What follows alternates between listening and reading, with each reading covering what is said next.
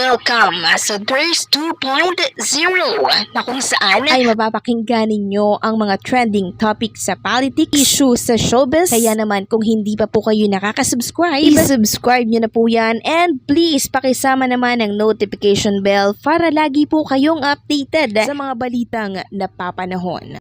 So ayun, pag-usapan natin muna itong binahagi pong picture ni Ai Seguera sa kanyang Facebook account na kung saan ay iniimbitahan po ang lahat na siya daw ay samahan sa Music Museum for the Video Okay Hits The Repeat. So ito po ay magaganap June 28, 2024. So kung inyong natatandaan, kinansila po ni Ai Seguera yung dapat ay concert niya by June 1, tapos inurong by June 28, tapos kinansila din po yun, pero ngayon ay tuloy na po. So in-advise kasi ng doktor niya na ipahinga muna yung kanyang boses, pero ngayon mukhang kayang-kaya na pong mag-concert netong si Ai Seguera, kaya tuloy na po ito by June 28, 2024. So limitado na lamang po yung slot, kaya naku, wag nyo na pong palampasin ito guys, kasi minsan lang ito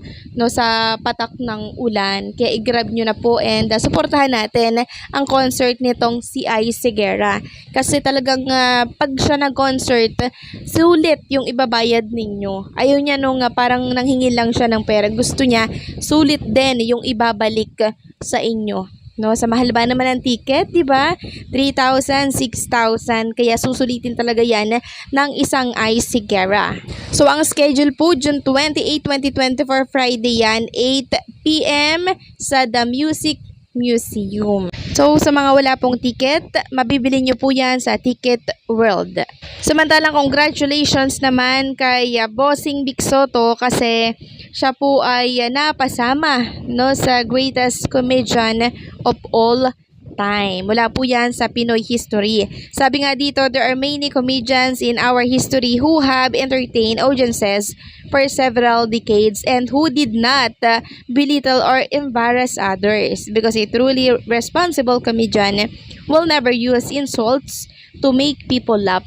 So itong post na to ng Pinoy history parang may pinapatungkulan, 'di ba? At alam naman natin kung para kanino 'yon. Ganun pa man, maraming salamat po sa pag-recognize dito po kay Bossing Vic Sotto. Dahil si Bossing Vic Sotto po, ni minsan hindi ko po nakitaan yan na manglalait ng iba, no, para lang makapagpasaya po no ng viewers. Hindi po siya ganoon. Parang lagi niya pong isinasaalang-alang yung nararamdaman po ng kanyang kapwa. Samantalang ipiplex ko naman po sa inyo itong drawing ni Gerald Zani para naman sa Jowa Pao. So kung inyo natatandaan, nauna niya na pong ginuhit ang Tito Vic and Joey, and nakita na po natin itong si Gerald Zani sa Itbulaga Studio. No, dinala po niya po yung parang ginuhit niya para po sa TBJ, and this time ay Jowa Pao naman po ang ginawa niya po no ng ink and graphic pencil. So ipiplex ko sa inyo itong unang-una yung kay Jose Manalo. Grabe ang husay ni Gerald Zani, no? Kuhang-kuha niya yung itsura ng Jowa Pao. And dito sa picture ni Jose Manalo, mababasa natin yung mga maliliit na letter na nakasulat po dito sa katawan ni Jose Manalo. So ayan po, Manalo.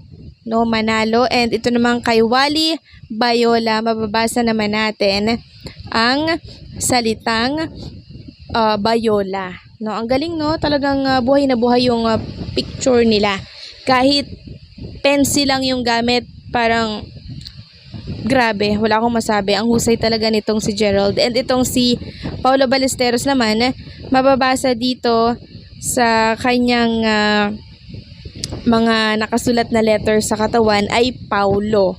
So, salamat Gerald Zani sa legit na pagmamahal mo sa mga Dabarkads natin. Hindi maipagkakaila na ikaw ay isang lehitimong Dabarkads. Samantalang talakayin naman natin ang tungkol po dito sa dalawang host ng It's Showtime na kung saan ay umamin na napakalaki daw po ng utang na loob nila dito po sa Itbulaga, sa TBJ.